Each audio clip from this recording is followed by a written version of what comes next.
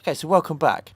As I said, I've added some melodic parts to this track now so we can go through my kick drum tuning method. But first thing we've got to do is get the pattern out of Ultrabeat and into Logic so we can arrange it. So double click on Ultrabeat, come down to this little pattern button here, click and drag upwards, and I can drop it into the arrangement page. Very important I take off the sequencer so it doesn't play twice, otherwise it'll play in the arrange page and from the sequencer and we'll get double drums, which is not what we want. So now I'm going to press L on the keyboard just to loop that.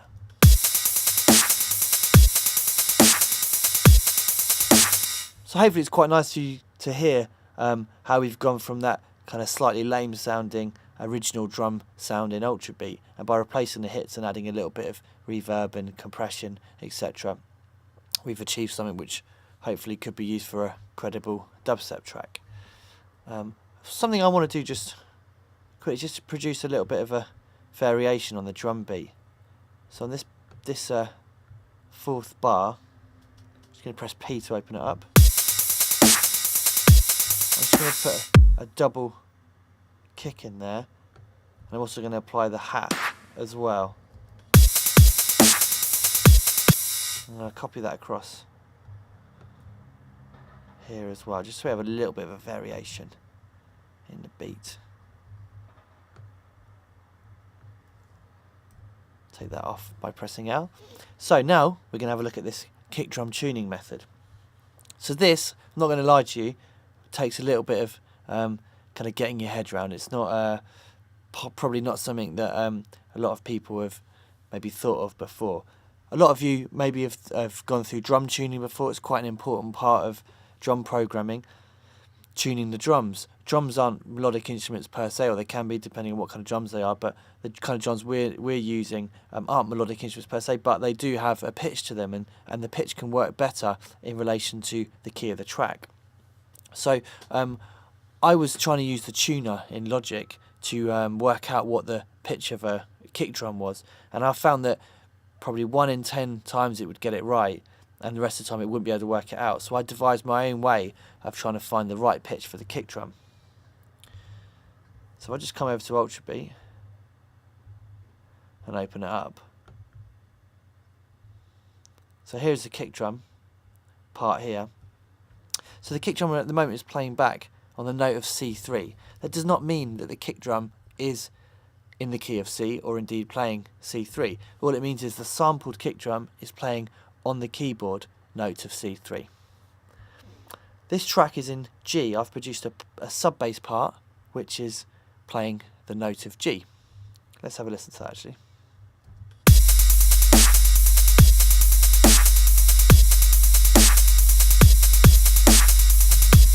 Okay, so what I want is the kick drum to really gel with that sub bass part. So the kick drum frequencies that it hits at are about 100 Hertz.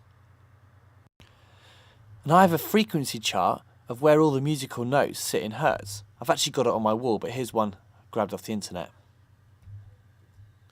So this shows me where each note sits in Hertz. So as I said, the key of my track is G. So what I'm looking for is the nearest G to 100 Hertz, which is 98 Hertz. So remember 98 Hertz. So armed with that knowledge, I'll come back to Logic.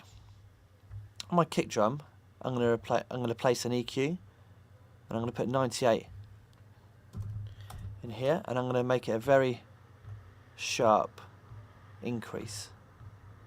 So I'm increasing the note of G that exists in this kick drum. So what I then do is I play back the kick drum at different pitches. I try not to increase the range too high or too low, so maybe within about 2-3 semitones, because otherwise the kick will start to be too high or too low and it just won't be usable. So the idea being that by increasing the G in this kick drum, if I pitch it up and down and the level increases, I use a multimeter to judge the level, then that kick drum will be harmonically more in G at that pitch. So let me kind of demonstrate.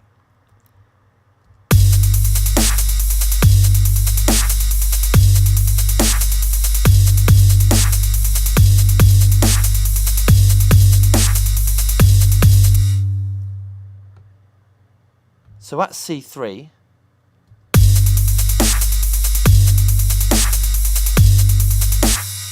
with a big boost at G, the peak of my kick drum, which is peaking, but it would be because I've got a massive boost on it. This boost is not going to be on the kick drum at the end, by the way. Anyone screaming at the computer, it's not going to be that at the end.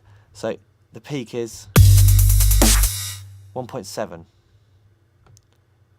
try B2.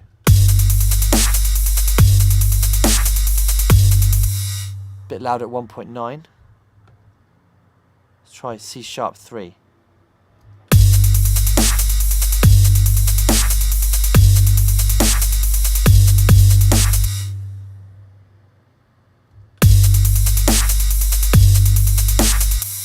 That's peaking at 2.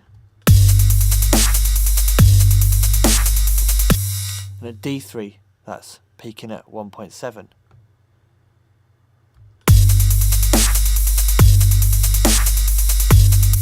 A sharp 2, we're at 1.8, 1.9. So that means that C sharp 3, with a big boost of G, is the loudest pitch for me to play that kick drum.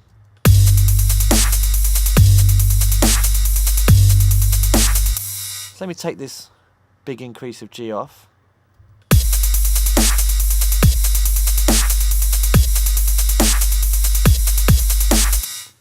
And let's try some different pitches without the increase on.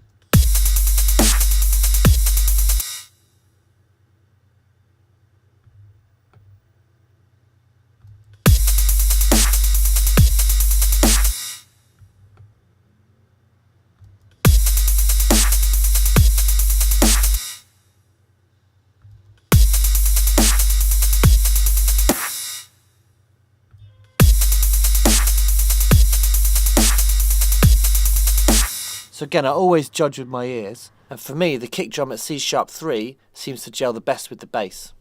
So it seems like it's more kind of G centered, more harmonically G than at the other pitches, which would make sense because by producing a big boost of G in the EQ and by checking the levels in the multimeter, that G jumps out more at C sharp 3 than it does at those other pitches. So that is a way that I've devised to tune my kick drum. If you're lucky enough to be able to do that 100% by ear, then that's all good for you. But if you sometimes struggle to get exactly the right pitch, then this is quite a good way of getting around it. It really works best for kick drums. I think when you're getting into snare drums and hi-hats, I think you're better off doing that by ear and just seeing what sounds best. But with the kick drum, it's has more of a pitch to it than the snare drum and the hi-hat does. Finally on this, just to prove that I'm not crazy, let's change the pitches of the kick drum without the big boost of G and just see. Hopefully they won't change, because if they do change anyway, then that would disprove my theory.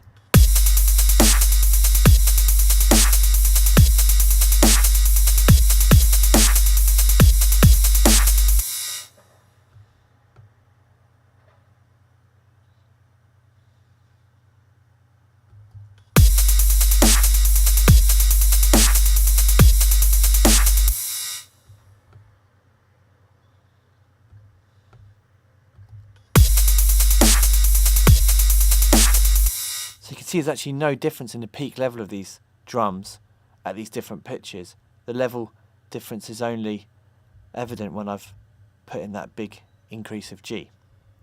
So I hope that makes sense. As I said, it takes a bit of getting your head around, and maybe you might want to watch it a couple of times if it doesn't make sense automatically, but it's well worth having a play with. Okay, cool. So I'm going to shut these down.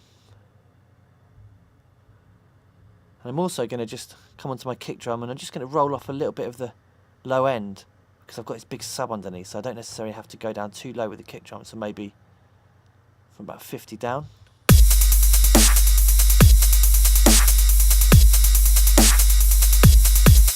A bit lower maybe.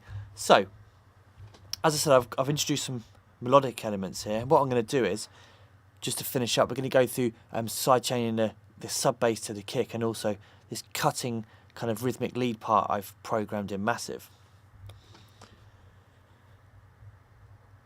So I've got my bus set up for my kick already. We did that early on. So here's my sub. So what I'm going to do is I'm going to add in a compressor.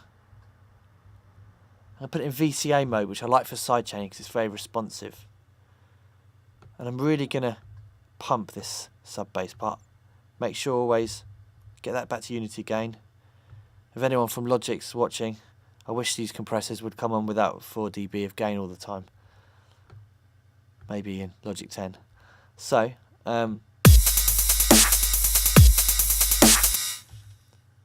once I've brought down my threshold and ratio, I'll put the bus 1 in the sidechain. And now I've got this sub bass part pumping with the kick.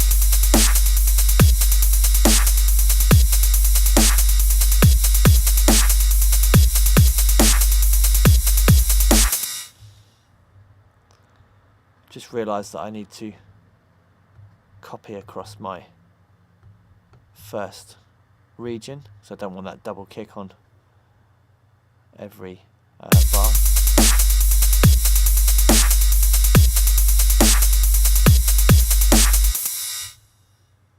Okay, I'm actually going to push this a bit further. I want it to be really pumping. For attack, we want to be quite fast. And the release, we basically dial up to taste. So you want the release to suit the groove of the track.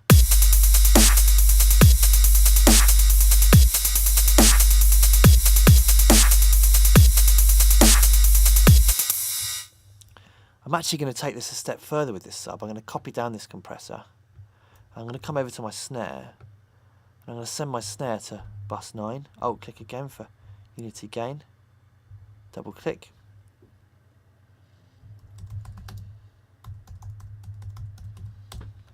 Call that snare sidechain. And now on this sub bass part, I'm going to put this to bus 9.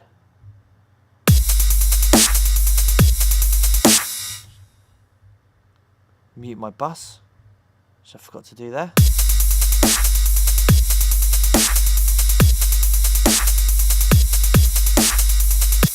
So now I've got this sub bass part really pumping along with the kick and the snare. And because I've got that quite straight rhythm, quite driving rhythm, it's quite nice to have the sub pumping.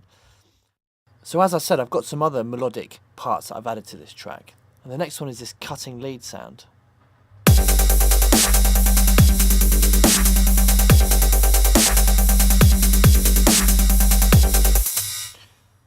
So what I'm going to do with that is I'm going to apply the same sidechain compression to the kick and the snare that I did with the sub bass part. I'm actually just going to copy them across.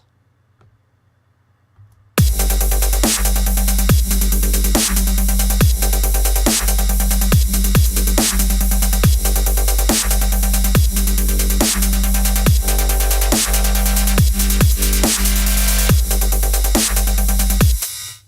going to turn that down slightly.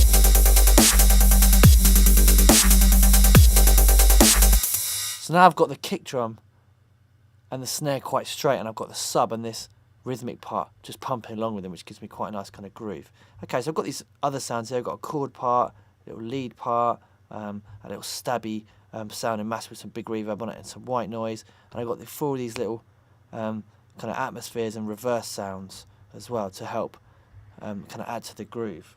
So shut down the mixer with X. Just going to take it off cycle.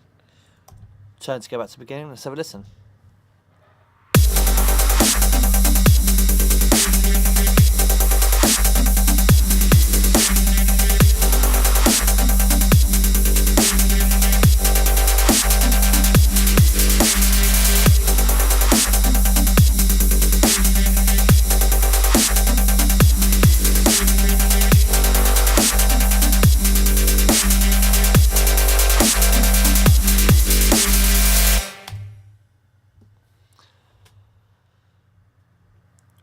So I think those drums are working quite well together in the track now. And the pumping, sub and cutting part have given it quite a nice kind of groove. Well, that brings us on to the end of the tutorial.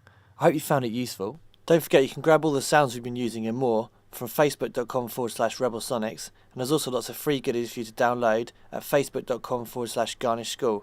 And for more free tutorials, make sure you subscribe to youtube.com/garnishschoolofsound. all that's left to say really is thanks a lot for watching, and I really hope you found it useful. Cheers.